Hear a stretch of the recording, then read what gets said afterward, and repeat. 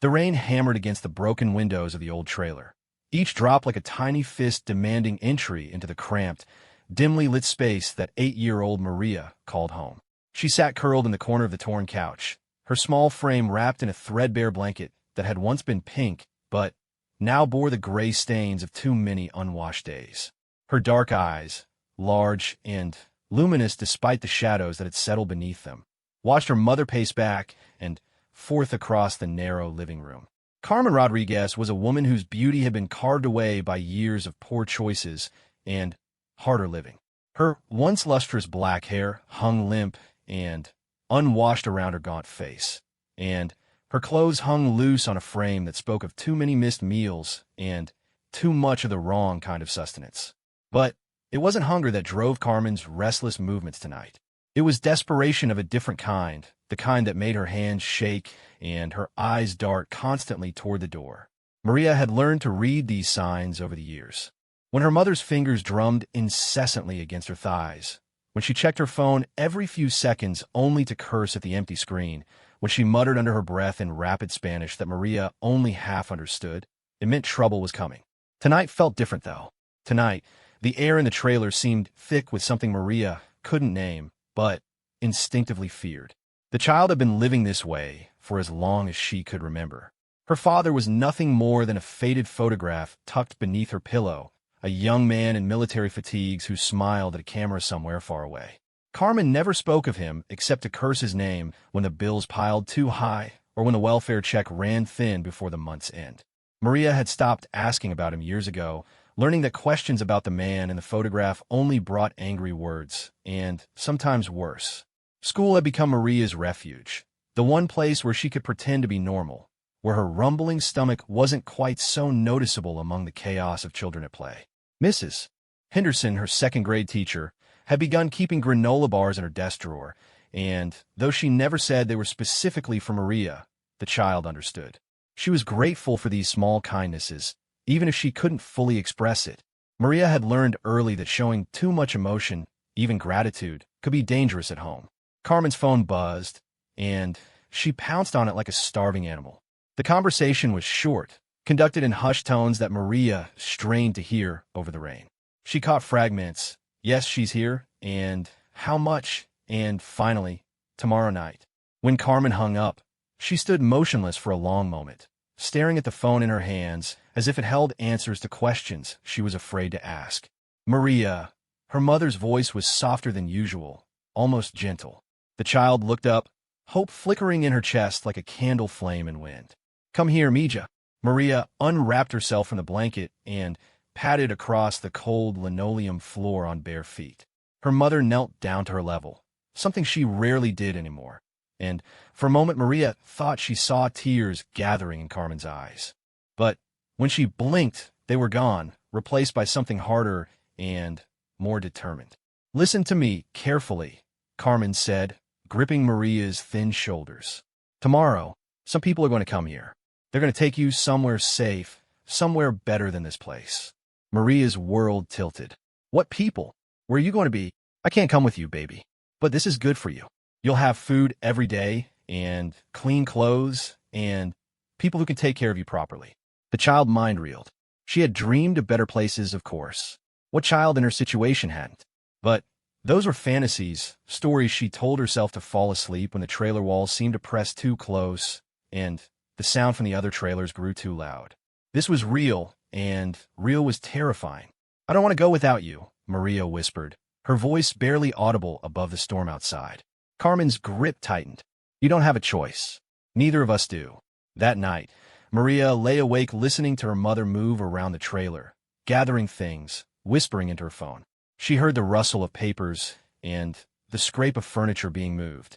When she finally drifted off near dawn, her dreams were full of strangers with faceless voices calling her name. The next day passed in a strange haze. Carmen seemed different, alternating between manic cheerfulness and periods of silent brooding. She made Maria breakfast, something she hadn't done in months, and even brushed her hair, working carefully through the tangles with a tenderness that made the child's heart ache with confusion. Mama, Maria said as Carmen worked out a particularly stubborn nod. Are the people nice? The ones who are coming? Carmen's hands stilled. In the cracked mirror above their makeshift dresser, Maria could see her mother's face, the way it crumpled for just an instant before reassembling itself into careful blankness. Yes, Mija, they're going to take good care of you. But Maria heard the lie in her mother's voice, saw it in the way she couldn't meet her daughter's eyes in the mirror. Fear began to build in the child's chest, a cold weight that made it hard to breathe. As evening approached, Carmen grew more agitated. She cleaned the trailer with a frenzied energy, as if expecting important guests rather than the mysterious people who would take her daughter away. She dressed Maria in her best clothes, a faded blue dress that had been a gift from a church charity, and shoes that were only slightly too small. Remember, Carmen said as she braided Maria's hair, these people are going to help you. They're going to give you opportunities one never could. But I want to stay with you, Maria said again, the words barely a whisper. Carmen's hands trembled as she finished the braid. Sometimes we don't get what we want, Maria. Sometimes we have to do what's necessary. When the knock came at the door, just after sunset, both mother and daughter froze. The sound was authoritative, demanding, not the tentative tap of neighbors or the aggressive pounding of bill collectors. This was the knock of people who expected to be let in. Carmen smoothed her hair and straightened her clothes before answering. Maria heard voices, adult voices, speaking in low tones that carried the weight of business being conducted. She couldn't make out the words, but she felt their import in the sudden stillness that settled over the trailer. Maria, her mother called. Come here, baby. The child appeared in the doorway and saw them. 3 people crowded into their small living space. A woman in an expensive-looking coat who smiled with too many teeth, a thin man in a dark suit who kept checking his watch, and another man who stood by the door like he was guarding it. Oh, she's perfect, the woman said, her voice honey-sweet, but somehow wrong. Just look at those eyes. Maria instinctively stepped back, bumping into her mother's legs. Carmen's hands settled on her shoulders, but instead of comfort, they felt like shackles holding her in place. Show them how smart you are, Mija, Carmen urged. Tell them your name. Maria Elena Rodriguez. The child said obediently, though every instinct screamed at her to run. Beautiful, the woman cooed. And she speaks English well. That's important. The thin man pulled out an envelope thick with cash, and Maria watched her mother's eyes fix on it with an intensity that made the child's stomach turn. This was about money. Whatever was happening to her, it was about money. The arrangement is as we discussed, the man said. Full payment now, and you understand the terms. Carmen nodded, her fingers already reaching for the envelope. Yes, I understand. Mama. Maria's voice was small, confused. Carmen knelt down one last time, pulling her daughter into a brief, fierce hug. For a moment, Maria smelled her mother's familiar scent of cheap perfume and cigarettes, and underneath it, something that might have been fear. Be good, Mija, Carmen whispered into her hair.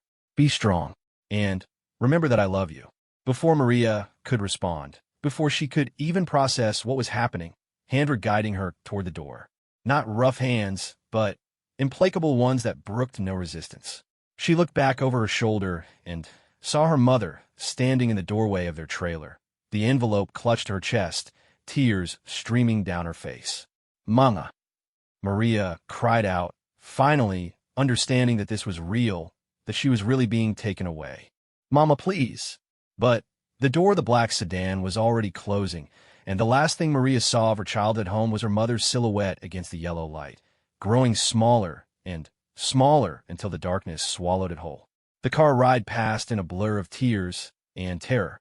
The woman sat beside her, occasionally patting her hand and murmuring soothing nonsense about new beginnings and better opportunities. But Maria heard the words as if from underwater, her mind unable to grasp the reality of what had just occurred. They drove for hours through the night, leaving behind the familiar sprawl of the city for highways that stretched endlessly into darkness. Maria pressed her face to the window, watching the lights of her old world disappear behind them. She fell asleep eventually, exhausted by grief and shock, her cheek pressed against the cool glass. When she woke, it was to find herself in a place unlike anywhere she had ever been. The woman was shaking her gently, telling her they had arrived, but arrived where? Through the car window, Maria could see a large building that looked like it might have once been a mansion, its windows glowing warmly in the pre-dawn darkness. Come along, dear, the woman said, her voice still sweet but now carrying an edge of impatience.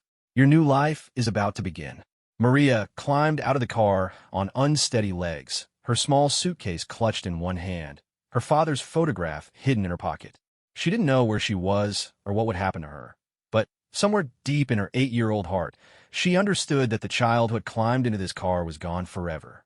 The woman led her up the steps to the front door, which opened before they could knock. More people waited inside, faces that smiled but didn't reach their eyes, voices that spoke of rules and expectations and the importance of good behavior. As Maria was led deeper into the building, past rooms full of other children who watched her with expressions of sympathy and resignation, she clutched the photograph in her pocket and made herself a promise. Someday, somehow, she would find her way back to the trailer with the broken windows and the woman who had traded her daughter's freedom for an envelope full of cash. Someday, she would understand why her mother's love hadn't been enough to keep her safe. But tonight, as the door closed behind her and she heard the sound of locks turning, Maria was just a little girl who missed her mama and didn't understand why the world could be so cruel to children who had done nothing wrong except be born into the wrong circumstances. The building was warm and clean, and Maria was given a bed in a room with 3 other girls who whispered warnings in the darkness about keeping quiet and following orders. She lay awake staring at the ceiling, her heart breaking with the understanding that her childhood was over and her mother was gone, sold away for money that would probably be spent before the sun rose again on their empty trailer. In her pocket, the photograph of her father seemed to burn against her fingers, the last link to a family that had never really been whole and now was shattered beyond repair. 3 years had passed since the night Maria's world collapsed, though in the suffocating confines of what the adults called the facility, time seemed to move differently. Days blended into weeks, weeks into months, marked only by the changing faces of the children who came and went like ghosts in the night. Some left to what the supervisors called permanent placements, their beds filled within days by new arrivals who carried the same shell-shocked expression Maria remembered seeing in her own reflection that first morning. At 11 years old, Maria had learned to navigate the complex hierarchy of the facility with the survival instincts of someone much older. The building, which she had initially thought resembled a mansion, revealed itself to be a carefully orchestrated prison disguised as a children's home. The windows were barred with decorative ironwork, the doors locked from the outside, and the staff maintained control through a system of rewards and punishments that kept the children compliant and afraid. Mrs. Brennan, the woman who had driven her here that terrible night, served as the facility's administrator. She ruled with an iron fist wrapped in velvet gloves, her voice always maintaining that same honey-sweet tone that had fooled Maria 3 years ago. The woman had a talent for making the most unreasonable demands sound like special privileges, and the cruelest punishments seem like necessary lessons. "Maria, dear," Mrs. Brennan would say when the child showed signs of resistance, "you're so much luckier than most children. You have a roof over your head, 3 meals a day, and people who care about your development. Some children would do anything to have what you have." But Maria had learned to see through the facade. She understood now that she and the other children were commodities, carefully maintained and trained for purposes that became clearer as she grew older. The youngest children, like she had been, were often adopted by wealthy families who paid enormous sums for the privilege. The older children faced darker prospects that the staff spoke about only in whispers when they thought no one was listening. The facility housed about 30 children at any given time, ranging in age from toddlers to teenagers. They were organized by age groups, with older children given responsibility for younger ones. Maria found herself naturally gravitating toward the newest arrivals, remembering her own terror and confusion during those first awful weeks. Among her fellow prisoners, Maria had formed unlikely friendships that helped her maintain her sanity. There was Tommy, a 13-year-old boy who had been there longer than anyone and had appointed himself the unofficial guardian of the younger children. His parents had died in a car accident, and his uncle had sold him to pay off gambling debts. Tommy's cynical humor and street-smart intelligence had kept him alive when other boys his age had disappeared into those mysterious permanent placements. Then there was Isabella, a 10-year-old girl who had arrived 6 months after Maria. Isabella's mother had been deported, leaving her daughter in the care of a grandmother who couldn't afford to keep her. The grandmother had been approached by people who promised Isabella would be adopted by a nice American family. Instead, she had ended up here, her dark hair and delicate features making her one of Mrs. Brennan's special projects. The three of them had formed an unbreakable bond, watching each other's backs and sharing the small comforts they could manage to find or create. Tommy had taught them how to hide things from the staff searches, how to communicate without speaking, and, most importantly, how to keep hope alive when everything around them seemed designed to crush it.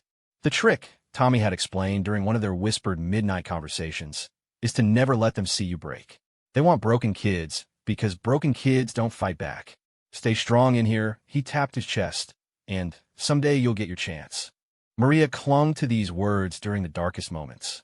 The facility operated on a strict schedule designed to break down individual identity and create compliant, grateful children who wouldn't cause problems for their future placements. Wake up was at 6 sharp, followed by communal washing in cold water that was supposed to build character. Breakfast was a thin gruel supplemented with vitamins that kept the children healthy enough to be presentable, but never quite satisfied. Mornings were devoted to education, though it bore little resemblance to the public school Maria remembered.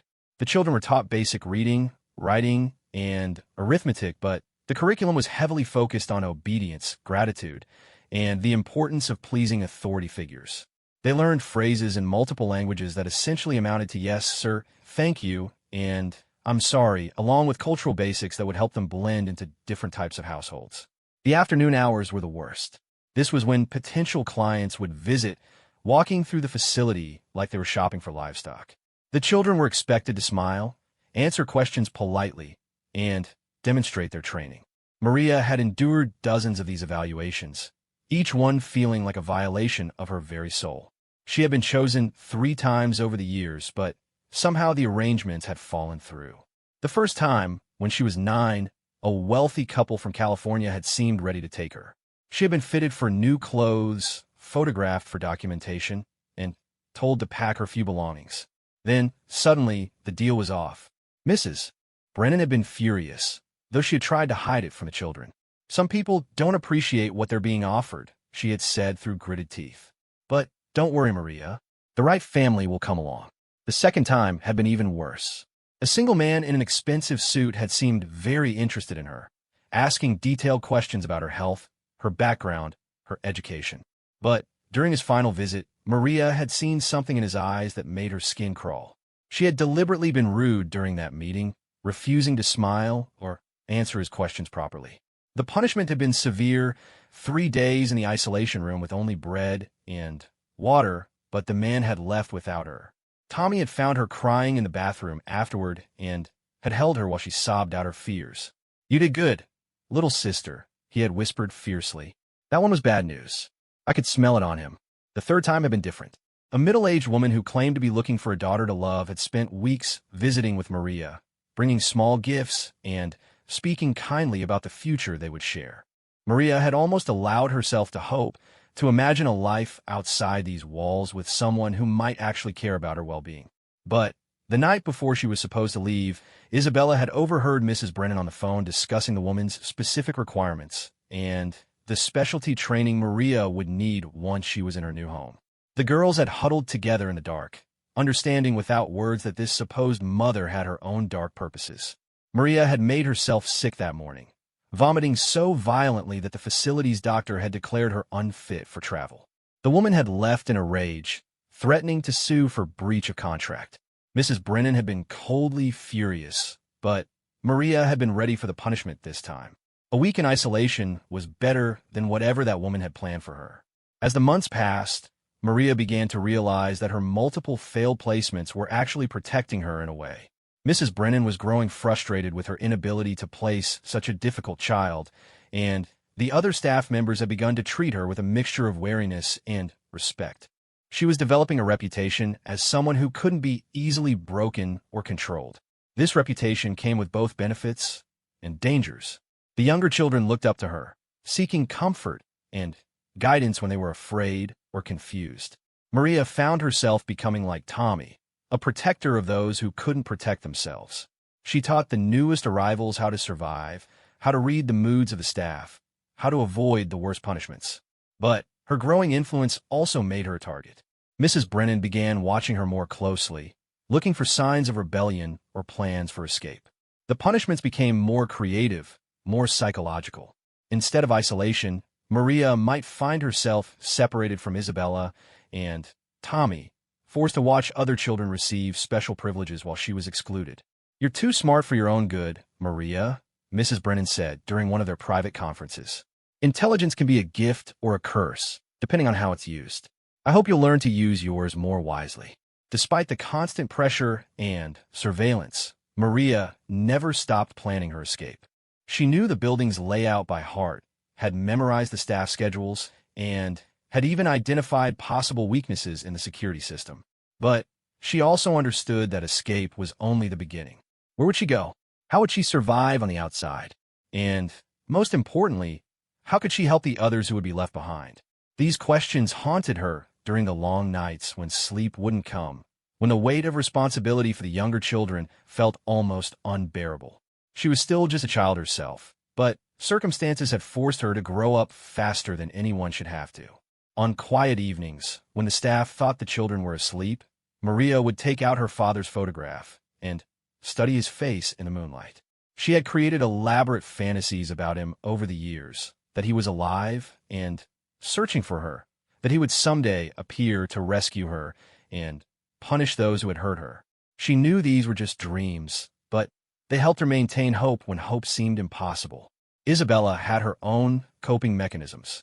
The younger girl had an extraordinary memory and had begun collecting information about every child who had passed through the facility, every staff member's schedule and habits, every visitor who had come looking for children. She kept this intelligence in her head, sharing it only with Maria and Tommy during their secret meetings. Someday, Isabella would say with a determination that was startling in someone so young, "We're going to bring these people down. All of them." Tommy, now 15 and aging out of the preferred demographic for adoption, had become increasingly desperate as his 18th birthday approached. The older boys who reached adulthood in the facility faced limited options, and none of them were good. Some were transferred to adult facilities that were essentially slave operations. Others simply disappeared one night, their beds empty the next morning with no explanation offered. "I've got maybe 6 months before they move me," Tommy confided to the girls one night. "I need to get out of here, but I can't leave you two behind." "You have to go," Maria insisted, though the thought of losing her protector terrified her. "Get out and get help. Find people who will listen, who will investigate this place.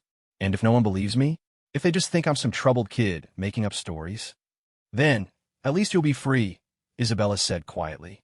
"At least one of us will be free." The conversation was interrupted by footsteps in the hallway. The children scattered to their beds, but Maria lay awake for hours afterward, wrestling with impossible choices and unacceptable outcomes. How many more children would be sold to strangers while they waited for rescue that might never come? How many more would disappear in a fates worse than death? As her 12th birthday approached, Maria felt the weight of time pressing down on her. She was getting older, becoming less desirable to the families who preferred younger children. Soon she would face the same threats that haunted Tommy.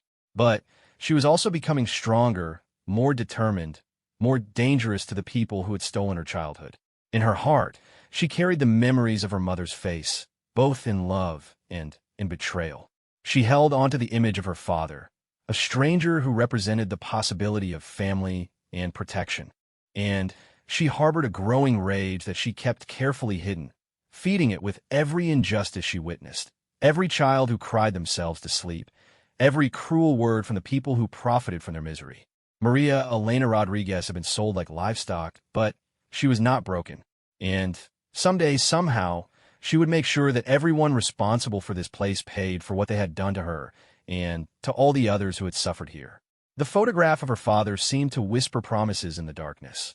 Promises of justice, of freedom, of a future where children like her would never again be treated as commodities to be bought and sold by the highest bidder. The morning that would change Maria's life forever began like any other at the facility, with the harsh clang of the wake-up bell echoing through the dormitories at precisely 6 o'clock. But there was an undercurrent of unusual energy among the staff, a tension that the children had learned to recognize as the precursor to something significant. Mrs. Brennan moved through the building with the brisk efficiency of a woman preparing for an important visitor, her heels clicking against the polished floors with military precision. Maria, now 12 and hardened by 4 years of captivity, watched the preparations with the practiced eye of someone who had learned to read danger in the smallest details. The good china had been brought out for breakfast, fresh flowers appeared in the common rooms, and the staff wore their most professional uniforms. This wasn't a routine inspection or a social worker's visit. Someone important was coming, someone with enough money to warrant the facility's best performance. "Isabella," Maria whispered during the rushed morning cleanup, "something big is happening today." Her friend, now 13 and possessed of the same sharp intelligence that had helped both girls survive, nodded grimly. "I heard Mrs. Brennan on the phone last night. She kept saying yes, sir, and of course, sir, like she was talking to someone who scared her." Tommy, now 16 and increasingly desperate as his time ran out, joined their hushed conversation. "Whatever it is, it's got the whole place in an uproar." Even the guards seemed nervous. The children were given an unusual amount of time to prepare themselves that morning. Baths were mandatory, clean clothes were distributed, and hair was brushed and styled with more care than usual. Maria found herself wearing a white dress that was actually her size, a luxury she hadn't experienced since arriving at the facility. The staff fussed over the children's appearance with an intensity that made Maria's skin crawl. "Today is very special," Mrs. Brennan announced during the morning assembly, her voice carrying its familiar saccharine tone. "We have a very important visitor coming to see us, someone who might be able to provide opportunities for some of you. I expect your absolute best behavior." The morning dragged on with excruciating slowness. The children were confined to the main common room, forbidden from their usual activities, forced to sit quietly while they waited for this mysterious visitor to arrive. Maria tried to focus on a book, but her mind kept wandering to escape plans and worst-case scenarios. For years in this place had taught her that important visitors rarely brought good news for the children. When the black SUV finally pulled up outside, Maria felt her stomach drop. Through the barred windows, she could see a figure emerging from the vehicle, tall, broad-shouldered, with long dark hair that caught the afternoon sunlight. But, unlike the other wealthy visitors who had come before, this man didn't move with the predatory confidence she had learned to fear. His movements were deliberate, but careful, and even from a distance, there was something different about his presence. Mrs. Brennan rushed to greet him at the front entrance, her voice carrying through the building as she welcomed Mr. Santiago with an enthusiasm that bordered on desperation. The children strained to catch glimpses of their visitor as he was led through the facility, but the staff kept them carefully separated from the tour route. Maria's first clear look at the man came when Mrs. Brennan brought him into the common room for what she called an informal meeting with some of our special children. He was younger than Maria had expected, perhaps in his early 40s, with weathered skin that spoke of a life spent outdoors and dark eyes that seemed to take in everything without judgment. There was something unmistakably Native American about his features, though Maria couldn't place which tribe he might belong to. "Children," Mrs. Brennan announced with false cheer, "I'd like you to meet Mr. Joseph Santiago. He's interested in learning more about our program here." Joseph Santiago said nothing for a long moment, his gaze sweeping across the assembled children with an intensity that made several of the younger ones fidget nervously. When his eyes met Maria's, she felt a jolt of recognition that she couldn't explain. Not that she knew him, but that he saw her in a way that few adults ever had. "Good afternoon," he said finally, his voice deep and quiet. "I understand you've all been here for some time." The children nodded mutely, trained never to speak unless specifically questioned. But something about this man's presence made Maria want to break that rule, to tell him everything about this place and what really happened behind its carefully maintained facade. "Mr. Santiago owns a ranch in New Mexico," Mrs. Brennan continued, her sales pitch beginning in earnest. "He's looking for young people who might benefit from a different kind of life, away from the city, with fresh air and wide open spaces." Maria had heard variations of this speech dozens of times before, but something in the man's expression suggested he was as uncomfortable with Mrs. Brennan's words as the children were. He asked to speak with several of the children individually, starting with the older boys who were nearing the age when they would become problems for the facility.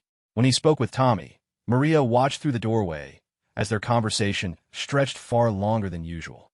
The man asked questions that seemed to have nothing to do with compliance or gratitude. Questions about Tommy's family, his dreams, what he remembered about life before the facility. Most surprisingly, he listened to the answers with genuine attention, never interrupting or trying to steer the conversation toward more convenient topics.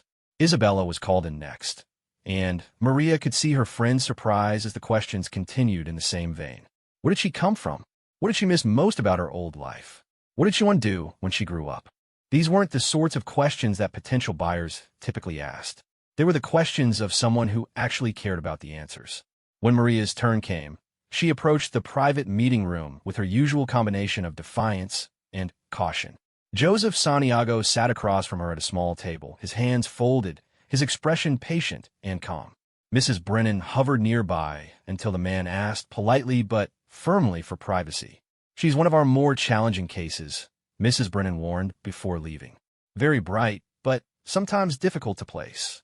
When they were alone, Joseph Santiago studied Maria for a long moment before speaking. "How long have you been here, Maria?" "For years," she answered honestly, caught off guard by the directness of the question. "And before that?" Maria hesitated and used to adults who seemed genuinely interested in her history rather than her market value. "I live with my mother, in a trailer park. Do you remember her?" The question hit Maria like a physical blow. Of course she remembered her mother. Every day, every night, in dreams and nightmares and quiet moments when she let herself hope that Carmen might somehow find a way to bring her home. But talking about her mother with strangers had always been forbidden, another tool the facility used to break down the children's connections to their past lives. "Yes," she whispered. "Tell me about her." And somehow, incredibly, Maria found herself talking.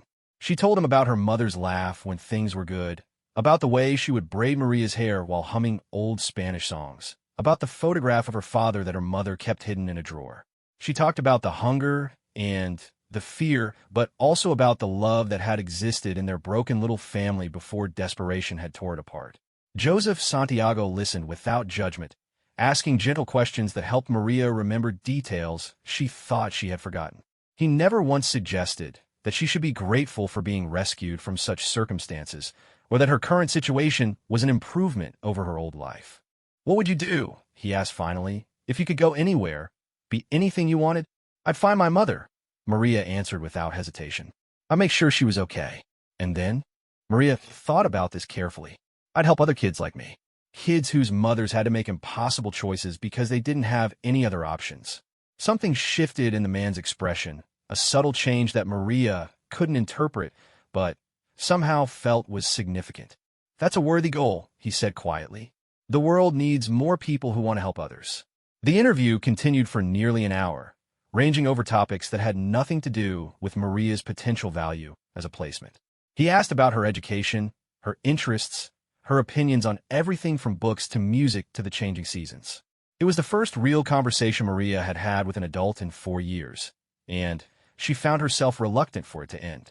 When Mrs. Brennan finally returned, her impatience barely concealed, Joseph Santiago thanked Maria politely and asked to speak with a few more of the children. The process continued through the afternoon, with the man showing the same careful attention to each child he interviewed. As evening approached, Mrs. Brennan's anxiety became more obvious. She had clearly expected this visit to result in immediate business, but Joseph Santiago seemed more interested in gathering information than making purchases. Their conversations, conducted in low tones in her office, grew increasingly heated as the day wore on. The children were sent to dinner early, but Maria lingered in the hallway, straining to catch fragments of the discussion between their visitor and the facility's director. What she heard made her blood run cold. "The asking price for the Rodriguez girl is $50,000, Mrs. Brennan was saying. "She's educated, healthy, and, despite some behavioral challenges, she has excellent potential with the right guidance." "And the boy?" "Tommy. He's aging out of our primary demographic, but he's strong and trainable. $35,000, and honestly, you'd be doing us a favor by taking him off our hands." Maria pressed herself against the wall, horrified and fascinated by this casual discussion of her friends' lives, as if they were livestock at auction. But Joseph Santiago's response surprised her. "I'll need to think about this carefully," he said. "These aren't decisions to be made lightly." Of course, Mrs. Brennan agreed, though her tone suggested anything but understanding. "But I should mention that we have other interested parties. The Rodriguez girl in particular has attracted significant attention recently. The threat was subtle, but unmistakable. If Joseph Santiago didn't act quickly, Maria might be sold to someone else, someone whose intentions might not be as benevolent as they hoped as were. That night, the children huddled together in their dormitories, whispering about the strange visitor and what his presence might mean for their futures. Tommy was convinced that the man was different from their usual clientele, though he couldn't explain exactly why. Isabella worried that his apparent kindness might be an elaborate facade, a more sophisticated form of the same predatory behavior they had learned to recognize and fear. Maria found herself caught between hope and terror, unable to shake the feeling that Joseph Santiago represented something unprecedented in her experience, an adult who might actually care about her well-being rather than her utility. But 4 years of betrayal and commodification had taught her not to trust such feelings, no matter how desperately she wanted to believe in them. The answer came the next morning, when Mrs. Brennan appeared in the dormitory earlier than usual, her expression a mixture of satisfaction and barely concealed irritation. "Maria, Tommy, Isabella," she announced briskly, "pack your belongings. You're leaving today." The children exchanged glances, fear and hope warring in their expressions. This was what they had dreamed of and dreaded in equal measure. Freedom from the facility, but at what cost? "Where are we going?" Maria asked, though she already suspected the answer. "Mr. Santiago has decided to provide you with opportunities on his ranch in New Mexico, Mrs. Brennan replied in her practiced professional tone. "You're very fortunate. Not everyone gets a chance for a fresh start in such beautiful surroundings." As the children packed their few belongings, Maria caught sight of Joseph Santiago through the window, standing beside his SUV and speaking quietly into a cell phone. Even from a distance, there was something in his posture that suggested this decision hadn't been made lightly or for purely selfish reasons. Within an hour, they were climbing into the back of his vehicle, their entire lives reduced once again to small suitcases and the clothes on their backs. As the facility disappeared behind them, Maria felt a complex mixture of emotions. Relief at finally escaping the place that had held them captive for so many years, terror at the unknown future that awaited them, and a fragile, desperate hope that this time might be different. Joseph Santiago drove in relative silence, the radio playing soft country music that Maria had never heard before. When they stopped for lunch at a roadside diner, he spoke to them like human beings rather than property, asking about their comfort and preferences, explaining the long journey that lay ahead. "Where exactly are we going?" Tommy asked, his voice carrying the wariness of someone who had learned not to trust easy answers. "My ranch is about 3 hours northeast of Albuquerque," Joseph replied. "It's isolated but beautiful. You'll have space to breathe, to think, to figure out what you want your futures to look like. And what do you want from us in return?" Isabella asked bluntly, cutting through the politeness to the heart of what mattered. Joseph Santiago considered the question seriously before answering. "I want you to heal," he said finally. "I want you to remember what it feels like to be safe. And when you're ready, I want you to help me make sure that what happened to you never happens to other children." It wasn't the answer any of them had expected, but as they continued their journey into the vast New Mexico landscape, Maria dared to hope that maybe, just maybe, their long nightmare was finally coming to an end. The Santiago Ranch stretched across the high desert plateau like something from a dream Maria had never dared to have. As their SUV wound up the long dirt road toward the main house, she pressed her face against the window, watching the landscape unfold in shades of gold and red under the vast New Mexico sky. Mountains rose in the distance like sleeping giants, and the air that filtered through the partially open windows carried scents she had never experienced before: sage, juniper, and something else that might have been freedom itself. The main house was built of adobe and timber, low and sprawling, designed to complement rather than dominate the surrounding wilderness.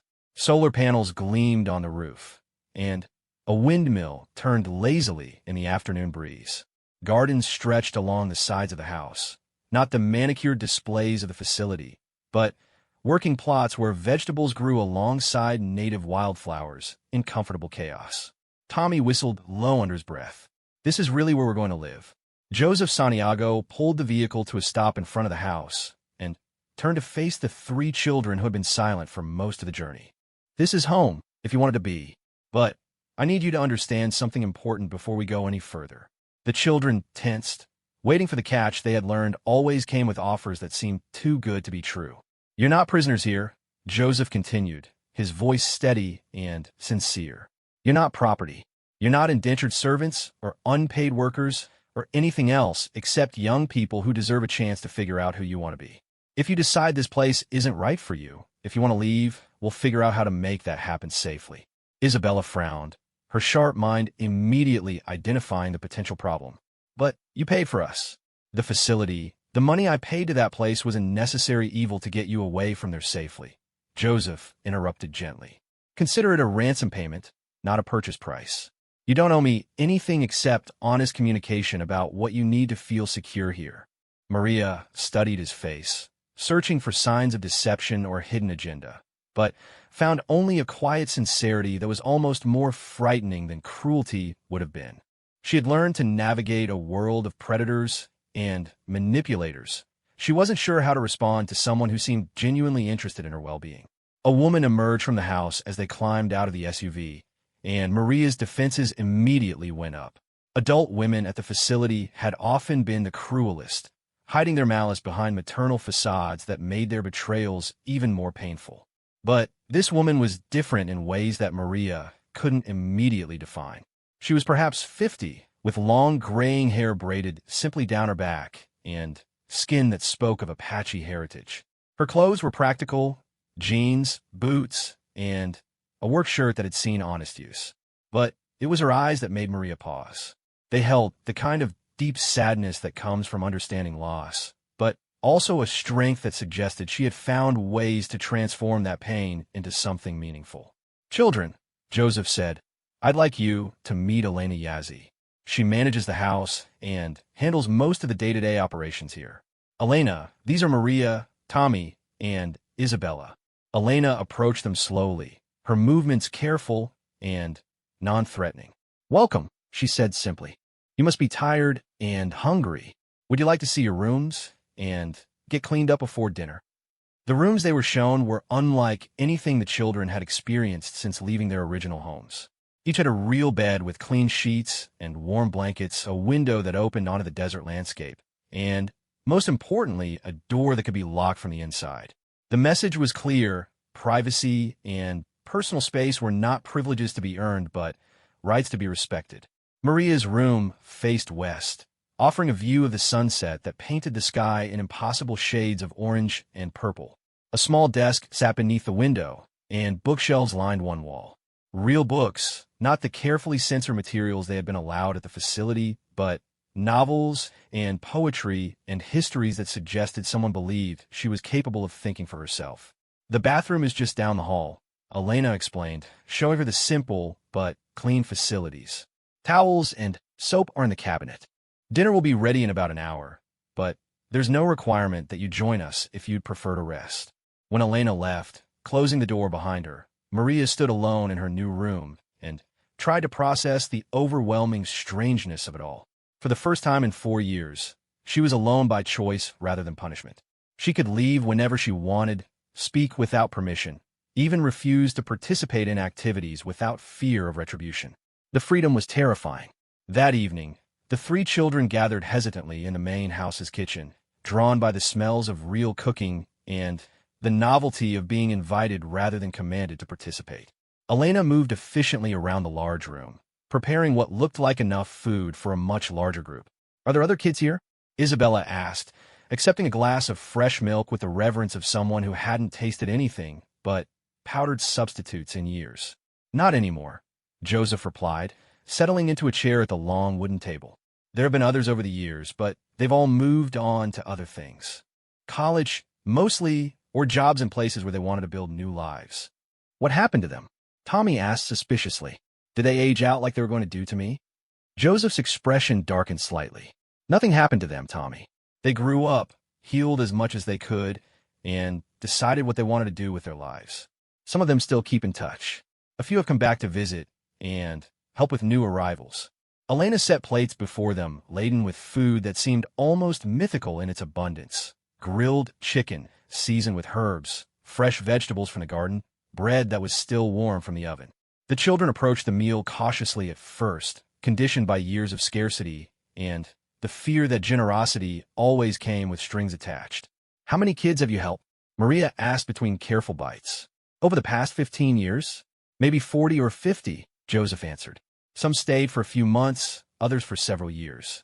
It depends on what they needed and what they were ready for." "But why?" Isabella pressed. "Why do you do this? What do you get out of it?" The question hung in the air as Joseph and Elena exchanged a look that spoke of shared history and understanding. When Joseph finally answered, his voice carried a weight that suggested painful personal experience. "Because 25 years ago, I was where you are now," he said quietly. "Maybe not exactly the same circumstances, but close enough. Someone helped me when I needed it most, and I've never forgotten what that meant." The revelation shifted something in the atmosphere of the kitchen. These weren't wealthy philanthropists playing at charity. These are people who understood from personal experience what the children had endured. "My parents died when I was 13, Joseph continued, his words measured and careful. "Car accident. I ended up in the system, and let's just say that not all the people who work with vulnerable children have good intentions. I was lucky enough to be placed with a family who actually cared about my well-being rather than the money they received for keeping me. And now you do the same thing," Tommy said, beginning to understand. "Among other things, yes. This ranch is partly a working cattle operation, partly a sanctuary for young people who need time and space to figure out who they want to be without the world pressuring them to make decisions before they're ready." Elena began clearing the dishes, and, to Maria's surprise, the children automatically rose to help. 4 years of institutional living had conditioned them to expect chores as punishment, but here the work felt different, like participation in a community rather than unpaid labor. "There are rules here," Elena said as they worked together to clean the kitchen. "But they're designed to keep everyone safe and the community functioning, not to break your spirits or maintain control over you." "What kind of rules?" Isabella asked warily. "Basic things," Joseph explained. "Everyone contributes to the work according to their abilities. Everyone treats others with respect. No violence, no theft, no destructive behavior. Disagreements are discussed openly rather than allowed to fester. And everyone has the right to privacy and personal space." "What happens if someone breaks the rules?" Tommy asked, his voice carrying the tension of someone who had learned to expect harsh punishments for minor infractions. "Depend on the situation," Elena replied. "Usually it means a conversation about what's really going on and how to address the underlying problem. Sometimes it means making amends to whoever was hurt. Very rarely, it might mean someone decides this isn't the right place for them, and we help them find somewhere else that better meets their needs." That night, Maria lay in her new bed listening to the sounds of the high desert, wind through the sage, the distant call of coyotes, and underneath it all, a silence deeper than anything she had experienced since childhood. For the first time in years, she didn't fall asleep to the sounds of other children crying or staff members walking the halls like guards. The first few weeks at the ranch passed in a blur of adjustment and discovery. The children were given time to decompress, to sleep as long as they needed, to explore their surroundings without restriction. There were no forced activities, no scheduled evaluations, no pressure to demonstrate gratitude or compliance. Instead, they gradually found themselves drawn into the rhythm of ranch life. Tommy discovered an aptitude for mechanical work, spending hours with Elena in the equipment shed learning to repair tractors and generators. Isabella gravitated toward the gardens, her careful attention to detail making her a natural at nurturing the vegetables and herbs that supplied much of their food. Maria found herself drawn to the horses. The ranch kept a small herd for work and transportation, and she had never been close to such large animals before. Their size should have been intimidating, but instead she found their presence oddly calming. They didn't judge or manipulate or demand anything more than basic respect and care. "Horses are honest," Elena explained as she taught Maria the basics of grooming and handling. "They'll tell you exactly how they feel and what they need if you learn to listen." It was during one of these sessions in the stable that Maria finally asked the question that had been burning in her mind since their arrival. "The money you paid for us, how did you know we weren't just going to run away the first chance we got?" Elena paused in her brushing of the mare they were working with. Who says we were worried about that? If you wanted to leave, we help you do it safely. But most kids who end up here are running from something, not towards something. Until you figure out what you're running toward, there's no point in running away from safety. But Mrs. Brennan said you paid $50,000 for me alone. That's a lot of money to lose if someone just disappears. Money well spent if it meant you never had to go back to that place, Elena replied firmly. Besides, you're not property, Maria. You never were, no matter what those people told you. You're a human being with infinite worth that has nothing to do with what someone paid for the privilege of giving you a chance at a better life. The conversation was interrupted by the arrival of Joseph, leading a group of visitors that made Maria's blood run cold. They were officials of some kind, social workers, maybe, or law enforcement. The kind of people who had always meant trouble in her experience. Elena noticed her tension immediately. It's okay, she said quietly. They're friends. They're here to help with something we've been working on. Over dinner, Maria learned that the visitors were part of an ongoing investigation into the facility where she had been held. Joseph and Elena had been working with law enforcement and social services for months, gathering evidence and testimony from former residents who were willing to speak about their experiences. We can't force anyone to participate, explained Detective Sarah Chun, a woman whose gentle manner couldn't quite hide the steel underneath. But every voice that's willing to be heard brings us closer to shutting down operations like the one you escaped from. Tommy was immediately interested, his anger at what had been done to them, finding a constructive outlet. Isabella was more cautious, but curious, asking detailed questions about the legal process and what protections would be available for witnesses. Maria found herself torn between the desire for justice and the fear of reliving traumatic memories in courtrooms and depositions. The thought of facing Mrs. Brennan again, even in a legal setting, made her feel physically ill. You don't have to decide right now, Joseph assured her later, when the officials had left and they were cleaning up after the evening meal. And you don't have to decide at all. Your healing and your peace of mind are more important than any legal case. But as the weeks turned into months, Maria began to understand that her healing and the pursuit of justice weren't mutually exclusive. The stability and safety of the ranch had given her space to process her experiences without the constant threat of further trauma.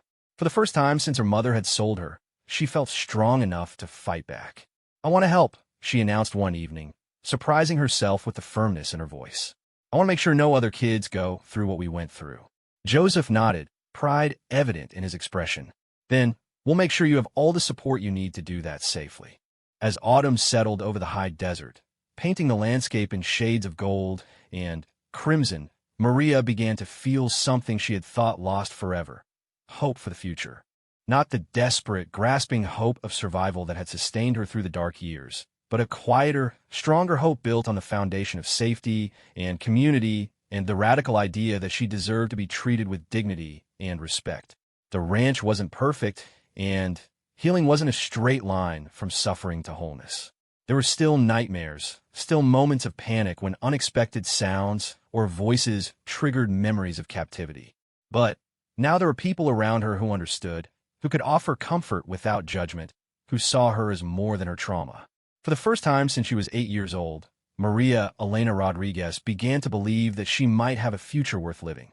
2 years had passed since Maria first arrived at the Santiago Ranch, and the scared, broken 12-year-old who had climbed out of Joseph's SUV that first day seemed like a different person entirely. At 14, Maria had grown taller and stronger, her once hollow cheeks filled out with proper nutrition, and her dark eyes bright with a confidence that had been systematically destroyed and then painstakingly rebuilt. The nightmares still came sometimes, but they were less frequent now, and she had learned to navigate them without the crushing despair that had once threatened to swallow her whole. The legal case against the facility had been building steadily, with Detective Chun and her team working methodically to document the full scope of the operation that had trafficked children under the guise of legitimate adoption services. Tommy had become one of their key witnesses, his detailed memories and natural charisma making him an effective spokesperson for the dozens of children who had passed through the facility's doors. Isabella, now 15, and possessed of an almost photographic memory for dates and details, had provided crucial documentation that helped investigators trace financial records and establish patterns of criminal behavior. Maria's own involvement had been more gradual, but no less significant. She had spent months working with victim advocates and therapists to prepare her testimony, learning to speak about her experiences in ways that honored her truth while protecting her emotional well-being. The process had been painful, but ultimately healing, allowing her to transform her trauma into a tool for justice. The trial was scheduled to begin in the spring, but before then, there was something else Maria needed to do, something she had been working toward for months with the patient support of Joseph and Elena. She needed to find her mother. The search had begun almost immediately after Maria felt settled enough at the ranch to think clearly about her past. Elena had connections with social service agencies and advocacy groups throughout the Southwest, and she had used those relationships to help Maria navigate the complex process of locating a parent who might not want to be found. They had started with the trailer park where Maria had lived as a child, but the information there was years old. Carmen Rodriguez had moved multiple times since selling her daughter, leaving a trail of unpaid rent and abandoned belongings that spoke to a life still spiraling downward. It wasn't until Detective Chan became involved that they were able to trace Carmen to a rehabilitation facility in El Paso, where she had been court-ordered after a DUI arrest. The revelation that her mother was struggling with addiction hadn't surprised Maria as much as it might have once. Living at the ranch had taught her about the complex factors that drove people to desperate choices, and she had come to understand that her mother's betrayal, while inexcusable, had emerged from circumstances that were bigger than any individual's moral failings. "Are you sure you're ready for this?" Elena asked as they drove south toward El Paso on a crisp February morning. The rehabilitation facility had agreed to arrange a supervised meeting, but only after extensive discussions about the potential emotional impact on both mother and daughter. "I've been ready for 6 years," Maria replied, though her hands trembled slightly as she spoke. "I need to see her to understand why it happened. I need to know if she ever tried to find me." The Sunrise Recovery Center was a low, modern building surrounded by desert landscaping and inspiring murals that depicted people climbing mountains and crossing bridges toward brighter horizons. Maria found the imagery both hopeful and somewhat naive, but she appreciated the facility's obvious commitment to treating addiction as a disease rather than a moral failing. Carmen Rodriguez was waiting in a small conference room, flanked by her counselor and a social worker who specialized in family reunification. Maria's first glimpse of her mother through the observation window nearly broke her resolve. Carmen looked older than her 34 years, her face marked by the ravages of addiction and hard living. Her hair was clean but gray-streaked, and her clothes hung loose on a frame that spoke of too many years of poor nutrition and substance abuse. But when Carmen looked up and saw her daughter through the glass, the years seemed to fall away. Her face crumpled with an anguish so profound that Maria felt an answering pain in her own chest, the phantom echo of a bond that had been severed but never truly broken. The first few minutes of their reunion were almost unbearable. Carmen sobbed with a desperation that seemed to come from the depths of her soul, reaching for her daughter with hands that shook from more than just withdrawal symptoms. Maria found herself torn between the child's desperate longing for her mother's love and the teenager's hard-won understanding of the damage that love had failed to prevent. "Mija," Carmen whispered, the word both prayer and apology. "My beautiful daughter. I'm so sorry. I'm so sorry." "Why?" Maria asked, the question that had haunted her for 6 years finally finding voice. "Why did you do it?" Carmen's explanation came in fragments, interrupted by tears and the kind of brutal honesty that recovery programs demand from their participants. The drugs had started as a way to cope with the poverty and isolation that had closed in around her after Maria's father disappeared. What began as occasional use had escalated to dependency, and dependency had led to debts that she couldn't pay and threats that she couldn't ignore. "They said they would hurt you if I didn't pay," Carmen explained, her voice barely audible. "Said they would take you anyway, but if I cooperated, they would make sure you went somewhere safe, somewhere better than what I could give you." The story that emerged was one of manipulation and coercion of a desperate woman who had been convinced that selling her daughter was actually protecting her. The people who had approached Carmen had presented themselves as representatives of an exclusive adoption agency, complete with professional credentials and testimonials from grateful families. They had shown her photographs of beautiful homes and well-dressed children, painting a picture of opportunities that Carmen could never provide. I told myself you would be better off, Carmen continued, her voice breaking. I told myself that some rich family would love you and give you everything you deserved. I didn't know. I didn't know what that place really was. Maria listened to her mother's words with a mixture of anger and compassion that surprised her with its complexity.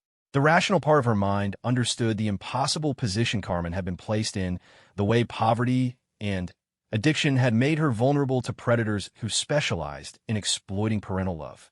But the wounded child in her heart still raged at being abandoned, still grieved for the mother who had chosen drugs over daughter, fear over fight. "Did you ever try to find me?" Maria asked quietly. Carmen nodded, tears streaming down her face. "Every day. I called the number they gave me, but it was disconnected within a month. I went to the police, but they said I had signed papers giving up my parental rights voluntarily. They said there was nothing they could do." The social worker interjected gently, explaining that Carmen had indeed filed multiple missing person reports, but that the documentation of Maria's legal adoption had satisfied investigators who weren't trained to recognize signs of trafficking. It was a systemic failure that had been repeated thousands of times across the country, a blind spot in law enforcement that predators had learned to exploit with devastating effectiveness. "I've been clean for 8 months, Carmen said, her voice gaining strength. "This time is different. I'm different. I know I don't have a right to ask for forgiveness, and I know I can't undo what I did. But I want you to know that losing you destroyed me, and getting you back is the only thing that's kept me fighting to get better." The conversation continued for nearly 2 hours, facilitated by the counselor and social worker who helped both mother and daughter navigate the complex emotions of their reunion. Maria found herself telling Carmen about her years at the facility, about the ranch, about the family she had found with Joseph and Elena. Carmen listened with a mixture of horror and gratitude, devastated by what her daughter had endured, but thankful that she had found safety and healing. When it was time to leave, neither of them was sure what came next. Carmen still had months of treatment ahead of her, and even after that, there would be years of rebuilding trust and establishing new patterns of relationship. Maria had a life at the ranch, a future that didn't necessarily include room for a mother who had failed her so catastrophically. But as they embraced goodbye, Maria felt something shift inside her chest. Not forgiveness exactly, that would come later, if at all, but a kind of understanding that allowed for the possibility of healing. Carmen was not the monster that 6 years of anger had made her into, but neither was she the perfect mother that Maria's childhood memories had preserved. She was a flawed, broken human being who had made terrible choices and was now trying to find a way to live with the consequences. "I'd like to stay in touch," Maria said carefully. "Letters, maybe phone calls once in a while. I'm not ready for more than that, but I don't want to lose you again either." Carmen nodded eagerly, hope flickering in her eyes for the first time during their conversation. "Whatever you're comfortable with, Mija. I'll wait as long as it takes." The drive back to the ranch was quiet, both Maria and Elena lost in their own thoughts about the complex emotions that family reunification could bring. It wasn't the fairy tale ending that movies and books might have promised, but it was real and honest and full of the messy complications that defined actual human relationships. 3 months later, Maria stood before a federal judge in a courtroom in Albuquerque, her voice clear and strong as she testified about her experiences at the facility. Mrs. Brennan sat at the defendant's table, her honey-sweet facade replaced by the cold calculation of someone fighting for her freedom. The woman who had once terrified a frightened 8-year-old now seemed smaller, diminished by the weight of evidence against her and the courage of her victims who had found their voices. Maria's testimony was devastating in its precision and emotional impact. She described the conditions at the facility, the systematic dehumanization of the children, and the casual cruelty of adults who profited from the sale of vulnerable young people. She spoke about the fear that had governed every moment of her captivity, the way hope had been systematically crushed, and the long journey toward healing that had been made possible by the intervention of people who saw her as more than a commodity. The trial lasted 3 weeks, with dozens of witnesses providing testimony about the scope of the trafficking operation. Former employees described the careful documentation of children's medical and psychological profiles, the coaching provided to make them more appealing to potential buyers, and the threats used to maintain their silence. Financial experts traced money flows that revealed the operation's true scale. Hundreds of children sold over nearly a decade, generating millions in revenue for the criminal organization. When the verdicts were announced, Maria was in the courtroom gallery, flanked by Tommy and Isabella and supported by the extended family of the ranch. Mrs. Brennan and her co-conspirators were found guilty on multiple counts of human trafficking, child endangerment, and conspiracy. The sentences were substantial. Mrs. Brennan received 45 years in federal prison, effectively a life sentence for a woman her age. But for Maria, the moment of true justice came not in the courtroom, but in the weeks and months that followed as her story became part of a larger movement to reform the systems that had failed to protect her and thousands of other children. The Santiago Ranch expanded its operations, becoming a model for trauma-informed care that was studied and replicated across the country. Maria found herself speaking at conferences and legislative hearings, her experience helping to drive policy changes that would make it harder for predators to exploit vulnerable children. On her 16th birthday, Maria received a letter from her mother, written in the careful cursive that she remembered from childhood. Carmen had completed her rehabilitation program and found work as a counselor at a women's shelter, using her own experience with addiction and trauma to help other mothers who were struggling with impossible choices. "I know I can't change the past," Carmen wrote, "but I'm trying to build a future where other mothers don't have to choose between their children and their survival. I think about you every day, and I'm so proud of the strong, brave woman you're becoming. I love you, Mija. I will always love you." That evening, as the sun set over the New Mexico mountains in a blaze of orange and gold, Maria sat on the ranch house porch with Joseph and Elena, watching Tommy work with one of the horses in the corral. Isabella was in the garden, harvesting vegetables for dinner and humming the same Spanish songs that Carmen had once sung to help Maria fall asleep. "Any regrets?" Joseph asked, settling into the chair beside her with a cup of coffee that steamed in the cooling air. Maria considered the question carefully. 6 years ago, she had been a terrified child sold by her mother to strangers who saw her as property. Today, she was a young woman with a voice, a purpose, and a family that had chosen her not for what she could provide them, but for who she was becoming. "No regrets," she said finally.